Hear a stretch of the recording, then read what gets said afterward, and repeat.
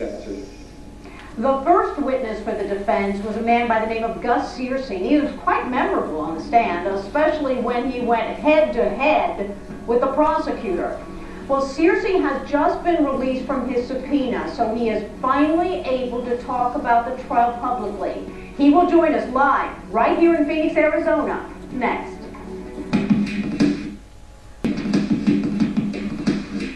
Did Chris share with you the fact that he told Mr. Searcy that he thought the defense was lying or like a snake?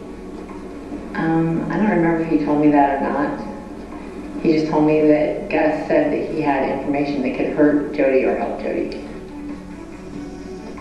And welcome back, everybody, to In Session. His name is Gus Searcy. He was the very first witness for the defense, and he is remembered for a number of things, many of which I'm going to talk to him now. He joins us live right here in Phoenix, Arizona. Thank you so much.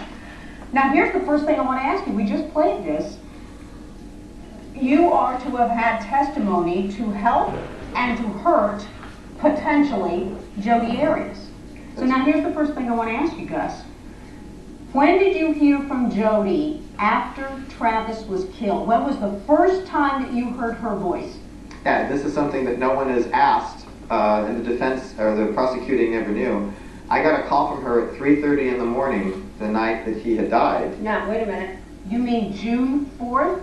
I believe that's when it was. At 3:30 in the morning, she called me hysterical that Travis was dead, and I asked what happened, and she was very vague about that, and I said, "Are you okay?" She said yes, and I said, "Where are you?" And she said, "Northern California." And I said, "Do you need a ride or do you need anything?" She said, "No, I'm going to rent a car." So I told a friend of mine about it the next day. Well, then a few weeks later, she got arrested. And when she got arrested, I called the DA's office and said, "I have some information that you may need to know," because at that time she hadn't confessed yet. So either it would give her an alibi of where she was, or it would put her at the scene by just checking where the cell phone came from. Do you realize that what you are telling us right now could be critical testimony for the prosecution in this case? Because we don't know of anyone that she absolutely spoke to the night of June 4th, because this was when she stabbed Travis Alexander late that afternoon, 29 times altogether, almost decapitated him, and shot him in the head. So you believe it was the night of June 4th, early morning hours of June 5th, I guess you're saying? Yeah, the phone records would check that. They can check the phone records. That's why I called. Why did she say she was crying? Why did she say she was so upset? Well, because she said he was dead. I knew she was crazy about him. She said he was dead? She said he was dead. She said Travis is dead, and she was hysterical. And that's why when I found out she got arrested, I called the DA's office, because I figured they could check the phone records. They don't need me. Did she say how he had died? Did she go into detail? I didn't ask. You didn't ask her? Well, I asked her what happened. She said she didn't know. That's what she said. She said, "I don't know." So that's why I said I had information that could help or hurt. You know, this is more about the truth than anything specific. There's, you know, as the public, if we have information, it's our objective to bring it to the court, let the court decide what to do with it. So when I called the DA, and I'm accused of being in the limelighter, but 5 years ago there was no limelight. I didn't know there was going to be any television, and they didn't even need me. They could just check the phone records. That's what I called, but he never called me back. Now, you also testified in court about a time that Jodi went to your motor home in Las Vegas. Right. I want to show everybody that testimony, and then I want to hear if there's anything else you couldn't testify to on that. Let's watch this. During this phone call we were speaking about, did Miss Arias identify who she was speaking to? Yes. And whom was that? Travis. Travis Alexander? Travis Alexander. Once it got heated, she excused herself, stepped outside. She talked to him for about a half an hour outside, and when she came back in, she was shaking and crying. Okay. Had you seen her act like that before in any of your prior interactions with her? No. Okay, so she comes to your motor home in Las Vegas, and this is shortly before she moves back to Northern California. Right. Why did she want to come? Well, what happened was she had called me earlier that day, crying, very upset. Her and Travis had gotten in a fight. he had threatened her. She was scared. She didn't say how she was threatened. She just said she had been threatened. She was scared. She didn't know what to do. And I said, look, I'm only an hour and a half away. Why don't you just come to Las Vegas, let cool things out. You can stay with me in the motorhome for a couple days. So, were you giving a presentation for prepaid legal that weekend? Yes, I was in Las Vegas for the local briefing. It wasn't a national convention. It was just the local marketplace. She testified to that yesterday. Okay, go ahead. Oh, so she I comes. haven't seen. She comes into your motorhome. Comes in the motorhome, and at one point she gets, she's sitting a little bit farther away than you and I are right now, and she gets a phone call from Travis. How did you know it was Travis? Well, A, it showed up on the phone, and B, she looked at me and went, Travis. And then Travis is on the phone, and you can hear his voice because, again, we're close and it's a very quiet motorhome. And she wants to try to get off the phone with him, and he yells at her like, damn it, Jody. And it's like she ducked a bullet. I mean, she winced and she like ducked. And she looked at me, kind of got this embarrassed look, and that's when she went outside to carry on the conversation. And then when she came back in, she was crying and shaking, and then, went to use the bathroom. Now, what was she, when she came back in, was she literally shaking? Yeah, she was shaking. I mean, she was visibly shaking. Like a chihuahua? She testified to that yesterday, that she would shake like a chihuahua. Well, I'm still under subpoena, so I didn't see any of that. But no, she was shaking. Yeah, she was visibly shaking. I mean, like palsy. So I don't know what a chihuahua shakes like, but yeah, she was shaking like someone had been very upset, was crying, and they start shaking. That's what she was like. She was very, very upset. And you were not able to testify as to Travis and what he said. Right, they call it hearsay. Hearsay. That's but right. She can, I don't know, did she get on the stand and say what happened? She did not testify what he said on the phone. Okay. No. So you heard his voice. I heard his voice. I heard him say, damn it, Jody, and she like ducked. And then she went outside. What was Travis like? Because, we want to hear everything, and you knew Travis. Right. And we've heard his interaction with women. What was he like man to man? He was a really nice guy. I mean, he was outgoing. I mean, he was one of the leaders in the company. He did a good job as a leader in the marketplace, and that's how I met him. I had come to speak in Arizona as one of the speakers for the area. And we'd interacted on a few occasions, but, I didn't really know him well enough to know anything like all of this. It was only when I started helping Jody that I started finding out kind of what was going on. And I didn't know it to the level that you're all hearing it now. I knew that they were having a problem. I knew that he kept breaking up with her, and when he'd go out with other girls, he'd kind of throw it in her face. And I kept saying, look, you're being used. You need to get out of this. You told her this? Yes, I told her that she was being used and she needed to get out of this. And what'd she say? And she said she was trying to do, and that's why she was trying to move to Northern California. What was she like as a person? She's very, very feminine, very calm. She was always very, kind of more on the shy side. She wasn't very flamboyant. She wasn't very, you see a lot of women in this business, and a lot of them, dress very flamboyantly and very provocatively. She always was very feminine, very precise, very professional. Nothing like, you wouldn't have suspected what happened would have happened. And that's what I want to ask you. She stabbed him 27 times. Defensive wounds make it 29 stabbings. She almost decapitated him, Gus. Almost. Yeah. And she shot him straight in the head. I understand that. How do you reconcile that? Well, I know they're talking about the whole premeditation thing. Well, I have a problem with this premeditation thing. Not that it may not be, but if I was her and I was going to shoot someone that was big enough to beat the crap out of me, like he could, and I went there, either A, I would have shot him when he opened the door, or B, when we had sex after he went to sleep, I'd have shot him in his sleep. Why would I get in a fight with him? You have to ask yourself that. Now, once the fight started, I personally think she just lost it and went into rage from all the crap that's been happening to her for all of this time. Whether that's justified, I'm not saying that's justified at all. I'm just saying that's, I think, what happened, because as you're seeing what's coming out here, go away, come back, join my religion, leave me, come have sex with me, I'm taking another girl tomorrow to Cancun. That's very hard on someone who's trying to do what they can to please somebody.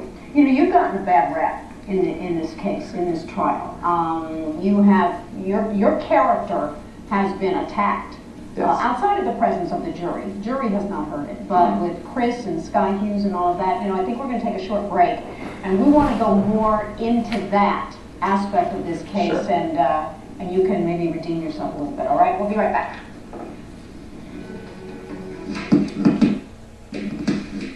With regard to the conversation about the person in the car, who is it? Not relevant. Sir, is that the way it works? Sir, do you have a pen? Yes. Write the name down of the person that was present in the class. Yes, sir. Do it. I'm going to seal it. It will not be public information. And if I refuse? I'm ordering you to do it, sir.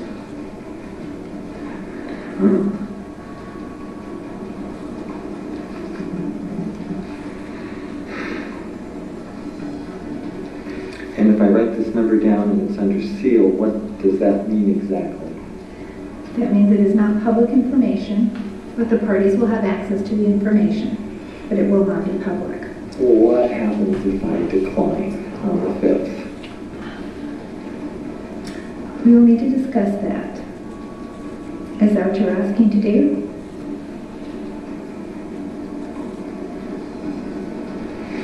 Perhaps Mr. Searcy should be appointed counsel. Do you have an attorney, sir? They're not handy. Do you have an attorney that you would like to consult with about this issue?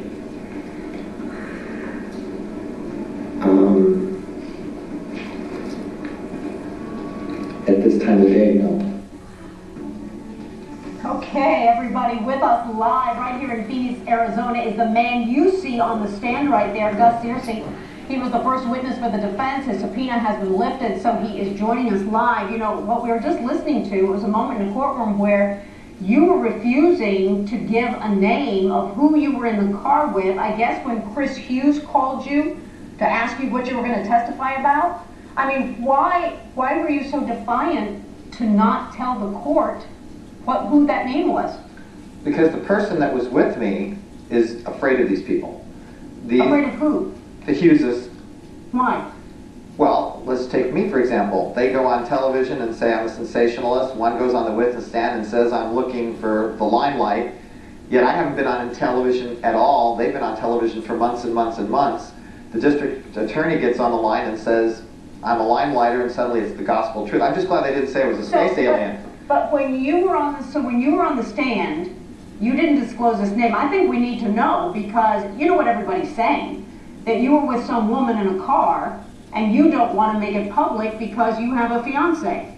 It was funny, even my fiance's brother got a phone call. My fiance's brother called her and said, "Did you know Gus is having an affair?"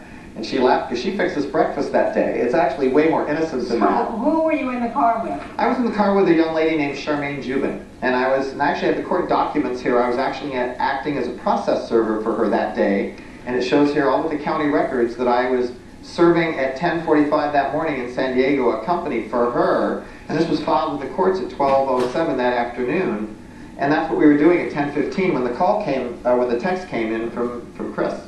So she had told you, "I'm too scared to come forward," and that's why you said in court, "I can't say her name." That's correct. All right, another question everybody wants to know is, what was your relationship with Jodi Arias? Because here you are, a mentor to her, I guess, but yet she's calling you hours after, allegedly hours after she kills Travis? Well, when I work with people, I kind of get to know them really well. It's because I can't help you if I don't really know you. And what we do and how we make money, it's kind of it's a simple process. Yeah, but what I want to know the person. is, did you date her? Oh heavens, no, no, wasn't that at all. We just got to know each other, and because when I start asking you the mental, physical, and emotional, the three parts of you, and the emotional part, I need to know what's going on in your head, and that's when the whole Travis thing was coming out, and she became someone that she could talk to me about it because I kind of drew it out of her, and that's where I became like a sounding board for her, someone she could talk to, someone when she needed to talk to someone. I was the person, because she was pretty private about things. Even with me in the very beginning, was very private about things. Now, you get a call from Chris Hughes, who is someone that you knew, telling you that you were on the defense witness list, asking what you were going to testify to. And then in court, the testimony was that you're attention-seeking, that you are someone that's just coming forward for the publicity of it all. You're trying to promote your role in prepaid legal, which now goes by another name. That is defaming character attack right there. Is that what you're all about? No. You know, on the Supreme Court of the United States, it says equal justice for all. It doesn't have a little parenthesis, only if we like you. And if I was really doing that, I would have been on the TV months ago. He's been on the TV, and his brother has been on the TV, and Abe, they've been on the TV for months and months and months. The only reason I'm on the TV right now is you all have asked me to be here. I never tried to be on television, didn't have any interest in it. But you know what? Attempting to discredit the truth does not dilute its accuracy, and the truth is the truth. And as a public person, with knowing what I know, I lose either way. If I sit there and watch this, and if I have something that could save her and she gets put to death, that would be bad. On the other hand, if she gets left free, which she shouldn't, and I have something that could keep her in jail, that would be bad. So it's really not up to me to make those decisions. It's only up to me to present what I know, let the judge and jury be the judge and jury, and not anything else. Another person that's really attacked you was in that courtroom. It was the prosecutor, Juan Martinez. Let's watch a little bit of that cross-examination outside the presence of the jury. So you don't want to answer that question indicating that the people that are at the top of what appears to be a pyramid, those people are the ones that are making the money. Objection, argumentative. Overruled. It's not a pyramid, so to say it is would be wrong. It is multi-level, that I will agree with. Well, sir, so your answer is you won't answer that question, right? As proposed. As stated. Okay. Well, then let's use a triangle, right? It's not called a pyramid, let's call it a triangle. The people at the very top of the triangle, those are the people that are the directors, those are the people that have the rings, those are the people that go to the executive ball, right? It's more like a circle if you want to get into geometry. All right, this was actually in front of the jury. Without a doubt, of any witness that he has cross-examined so far, you are the one that has gotten the wrath of the prosecutor. What did it feel like from your standpoint on the stand? Because Jody may get it even worse. I think he's watched too many LA Laws. Personally, I was like, yeah, I couldn't get it. I was just, he was trying to put words in my mouth, and that was not going to work, and I think that's where the whole back and forth came from. So I think Jody, you know, when she goes on the stand, she's got to watch all of this. If she's paying attention, she'll hopefully learn from it. Is it the real Jody that we're seeing on the stand? Because you knew her before all of this. We are seeing a person on the stand that is not the person that I hear in phone conversations with Travis. Is she different on the stand? No, she's a lot more subdued, but I think, look what she's been through. She's been in jail for 5 years. She's on trial for her life. The love of her life is dead. You know, there's been a lot of things that have changed her a little bit. So she acts a lot more subdued than she did before. She was a lot more, I mean, she was always reserved, but she had more of a spark to her than she did now. Now the reality is, she may become the 4th woman on Arizona death row. Mm-hmm. She was your friend. Mm-hmm. You were her mentor. That's true. What does that do to you? Well, I feel bad that this has happened. Like I said, there's no justifying killing someone, but there are circumstances that the public and the courts need to decide what it may. It may not be death. It may be life. It may be whoever it is. What do you think she should be convicted of? You know what? That's not for me to decide. I don't want to play. You know, it's the people versus Jody. It's not the public, and I think there's too much public in all of this. There's too much emotion. I mean, I go and testify, I get death threats. I mean, you would believe the stuff I've gotten from people. You've gotten death threats? All kinds of stuff. Death threats, bodily injury What threats. are they saying? I'm a sleazebag. I'm a limelighter. You know, just the stuff that what the district attorney said. And how do they contact you? Oh, they go, well, I'm pretty easy to find on the internet. So they go to the internet. I have a website for a book I wrote. Not trying to plug the book, but they go there, and because if you Google me, it just pops right up. And then I get emails from people and Facebooks from people, and you know, it's about giving the truth and letting the jury and the judge do it. That's where it's supposed to happen. And you know what? If this wasn't so public, I can tell you this: if this was not so public, there are more people that would probably come forward who know more than that's being told. But when they see what happens, just like me, I come forward and get annihilated. The girl that I was with is terrified. Let me ask you one last question, because the people that I have spoken to, people I see, I talk to, I hear, I don't hear one good word about Jodi Arias, about the defense, about anything defense-oriented. I mean, it is cool to convict her before the jury has spoken. And the court of public opinion. Why? Well, because there's been months in advance. If you go months ago, Who was out there talking? The Hughes brothers. All the people were talking that were friends What of about her Travis. lies? What about her lies to the investigator? Right. What about all the stab wounds? I mean, this is one of the most horrific killing scenes that I think we have seen in this country in a long time. Absolutely. There's no question about it.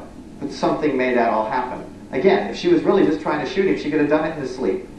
So there's more to it that we all don't know yet. All right, do you think people need to step back and look a little deeper?